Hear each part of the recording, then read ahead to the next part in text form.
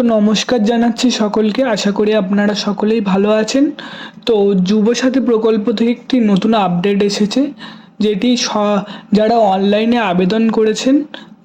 যারা আবেদন করেছেন যুবসাথী প্রকল্পটি তাদেরই বেশিরভাগ আসছে।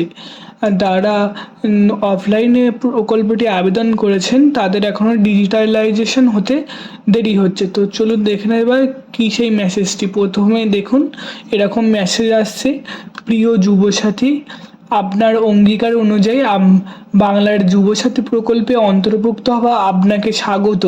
রাজ্য সরকারের নিজস্ব তহবিল থেকে আর্থিক সহায়তায় প্রথম মাসের 1500 টাকা আপনার ব্যাংক অ্যাকাউন্টে জমা করা হলো। আপনি ভালো থাকুন, সুস্থ থাকুন। তো এইটি অনেকের ফোনে আসছে, কিন্তু এখনো অবধি ব্যাংকে টাকাটি ক্রেডিট হয়নি। তো আপনার চিন্তার কোনো বিষয় নেই, কারোরই ব্যাংকে এখনো ক্রেডিট হয়নি, শুধুমাত্র মেসেজটি এসছে।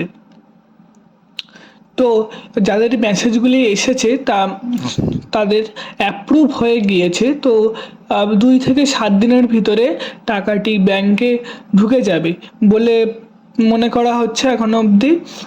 তো চিন্তার কোনো বিষয় নেই। এখনো অবধি অনলাইনে যারা আবেদন করেছেন তাদেরই আসছে বেশিরভাগ, অফলাইনে যারা করেছেন তাদের এখন এসএমএসটি আসছে না।